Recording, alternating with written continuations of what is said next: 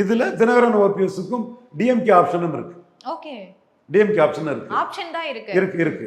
அது பிரியாரிட்டியா கூட மாறலாம். ஏன்னா ஸ்டாலின் வந்து ஓபிஎஸ் ஒரு சி சுப்பிரமணியம் ஒரு அன்பழகன் இந்த இடத்துக்குள்ள ஒரு பெரிய உயர் இடத்துல வச்சு ஓபிஎஸ்ஸை மதித்து அவர் உள்ள எடுத்துக்கிற வாய்ப்பு உண்டு.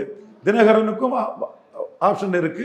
அவர் ஒரு வாக்கு பலத்தை நிரூபித்து ஒரு தனி கட்சி நடத்துகிறவருங்கிறதுனால அந்த கூட இருக்கவங்களுக்கெல்லாம் வேலு கார்த்திகேயன், தேர்போகி பாண்டியன், கோயில்பட்டியில் ஒருத்தர், இவங்களுக்கெல்லாம் சீட்டு எதிர்பார்த்து அதை அனுப்பாரு.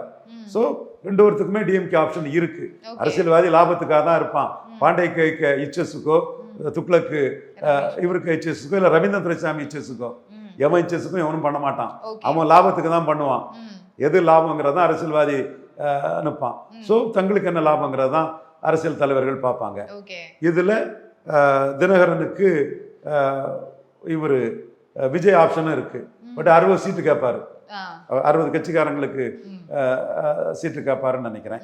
ஓபிஎஸ் இதுவரை அவருக்கு பேச்சில் விஜய் ஆப்ஷன் அவர் ஓப்பன் பண்ணல. டாக்டர் கிருஷ்ணசாமிக்கு விஜய் ஆப்ஷன் இருக்குது.